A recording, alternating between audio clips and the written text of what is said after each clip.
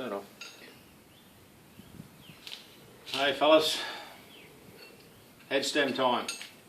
Bearings replaced, cones out, replaced, and we'll put the front end in and tighten it all up so we know where we're going.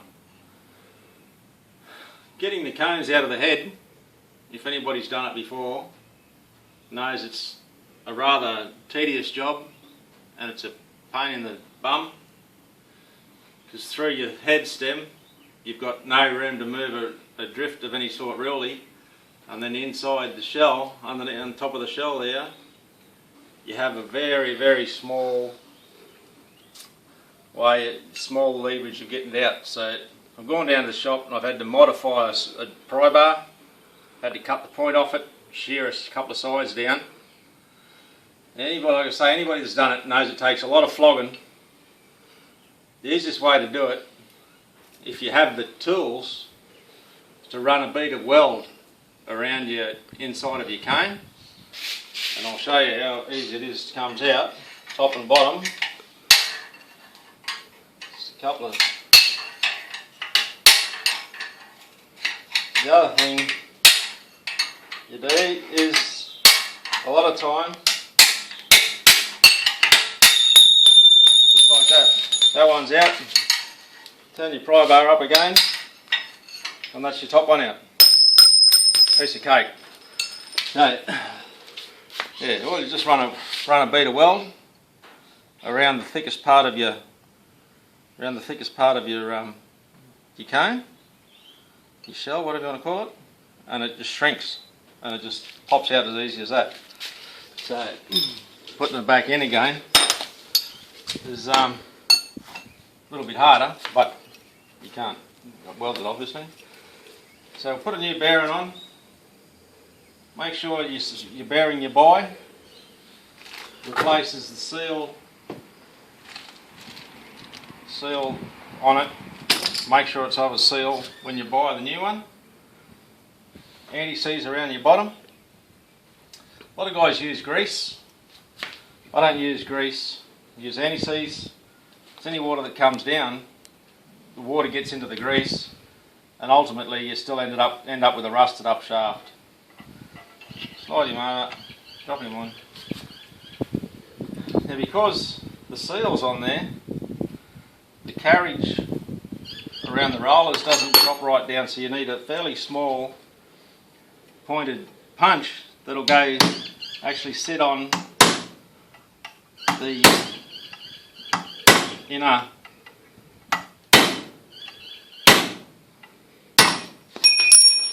pressing that down.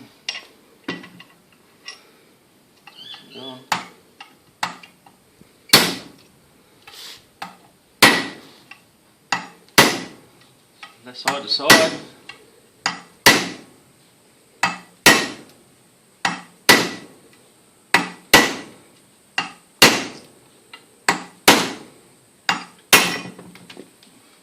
Grease on there now, it's a bit slippery.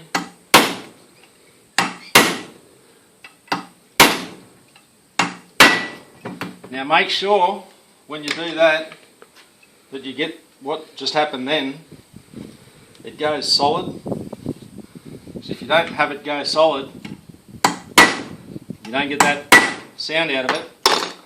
Number one, it's not home all the way down, and number two, you're playing with up here because it's not down there, and you start playing with all sorts of different things. So that's there, on there. Shell, same again, bit of anti-seize. You don't need much. Anti-seize or copper coat, whatever. Give it a light smear over. Stops two bits of metal rusting together. And over the top of it where it sits on the shelf. Bring it over.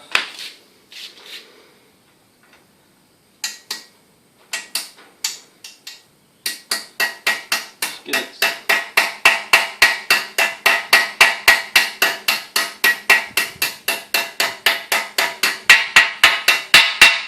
Now that's where you would have had trouble pulling it out from. because there's so much flex in here without welding that, running your beater weld around, you would have had hell's own trouble getting that out. So it's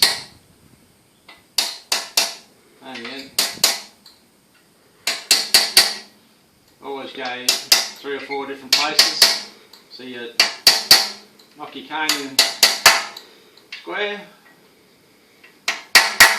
You then again, you're getting that solids down. So that's home. Next one.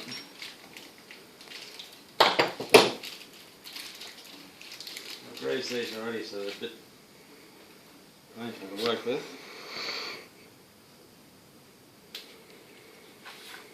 Once again, a little bit of anti-seize. Just a little bit, don't need a lot.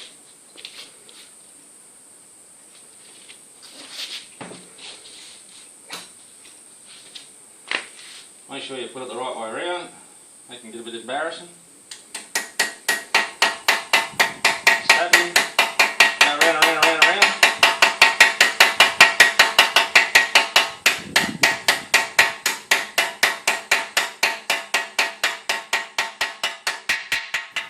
Alright, so that one just sits level with the top, so there's no point bashing too hard, just till it levels out.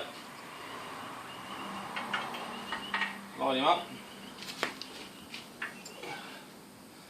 Put the bearing in. Now, you don't need to use wheel bearing grease for these guys, because they don't turn at any great speed or with any great force, so you can just use normal grease for these guys.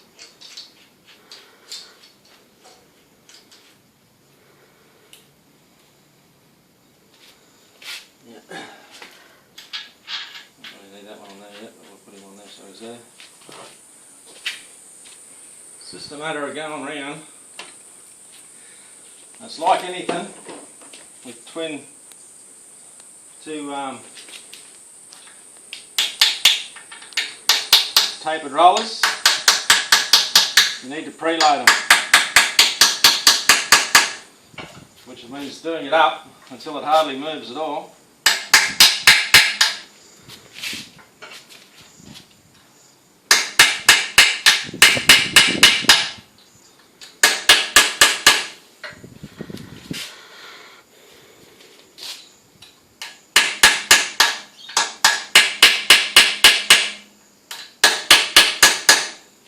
Long ago I lost the spanner for that, so use the punch, but just be careful what sort of punch you use so you don't smash up the shape of your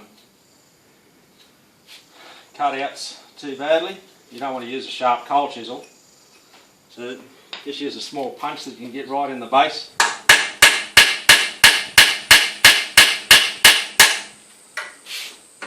And he almost doesn't turn. Very similar to a wheel bearing.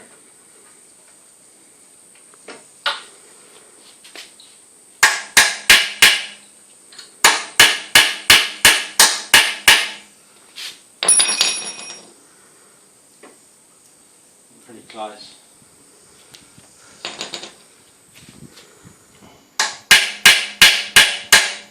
Start to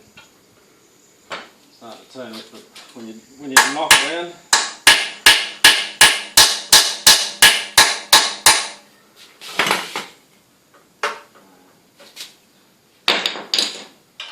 Pretty close to tight.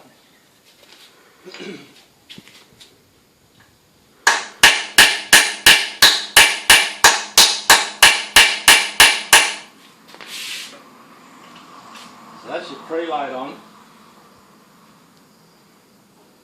and even with the preload it's all nice and smooth all the way around. That's what I forgot to say, was when you have to put your bike on the centre stand, and you can actually do this when you've got your handlebars and that on, and it's really notchy, like it'll go a little bit smooth and then it'll climb over it like it's climbing over a centre. It'll be this top bearing is knackered, so Yeah. So we've got that almost preloaded up there nice and tight. So just let him off a little bit.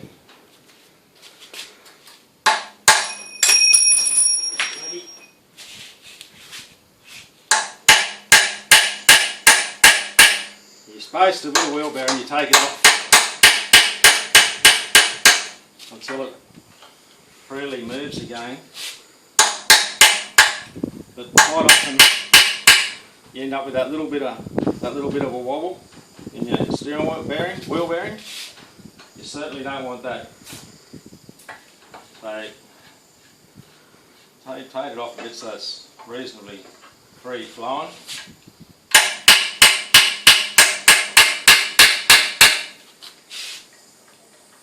I'll leave that at the minute there for a sec. We can do the rest up later. Adjust it. Grab the top plate. So, top plate on. Next we grab a leg.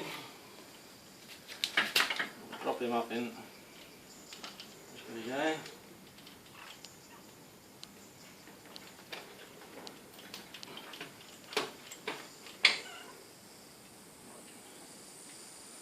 Sometimes they're a touch tight.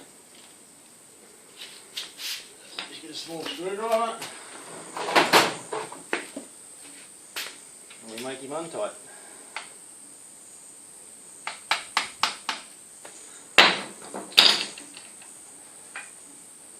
Through into your plate. Now this is where it becomes a bit sort of technical. In which way you do stuff up, you need to do these bottom two clamps up, or the bottom clamp up with the two bolts first.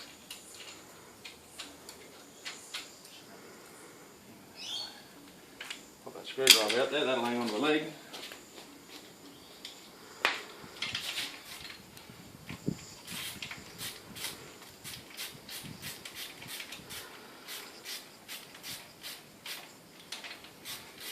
That one up first. Now this is the other way you'll tell if your head stem's bent, or your triple tree, or whatever you want to call it, is bent. You do that one up first. You don't need to do it up super tight, just do it up firm to start with. And then your bottom one. Top one.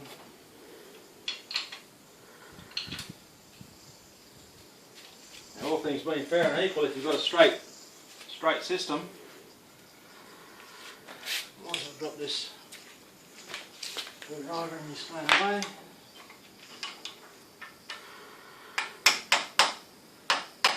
Just forces that open that little bit. It should line up and slide straight into the other one, into your top plate. And if it does that as easy as that, you know all your head stems straight. The other one that came off this bike was bent, so it was missing when you did this to it. Come through here, it missed this top plate by about 5mm. So then, again, do your bottom one up first.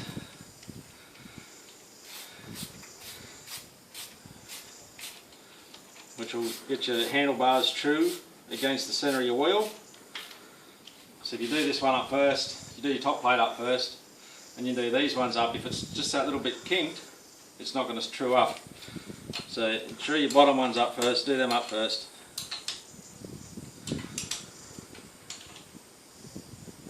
And that's got your legs pulled in square parallel to one another, and then you go through and do these top ones up on top of that. Righto, so turn around. Righto, so we'll go back to finishing off the doing the headstem bearings up. So we know all of this is all straight. So we'll just take the top plate back off again, so just give you room to move. So it's probably pretty close to where you want it there now. So with a wheel bearing, whatever I've done with this punch. With a wheel bearing, you take it off, screw him up till he's hard, and then you take the pressure off. So that's why I put the front wheel on there. So as we undoing this, it won't disturb where the bearings are sitting.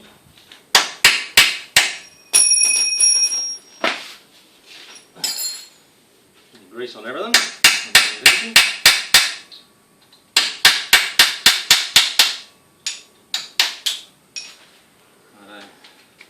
So that's got that. So it's about half a turn.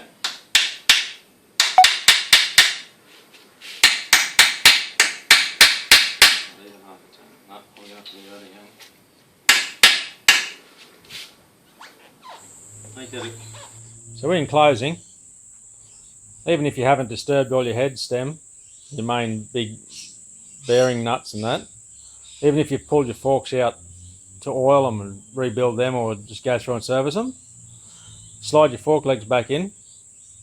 These bolts here are your first bunch, your bottom clamps are your first bolts to do up. Left and right, up to the top. Put your main big centre head bolt in, and that'll pull your top plate down.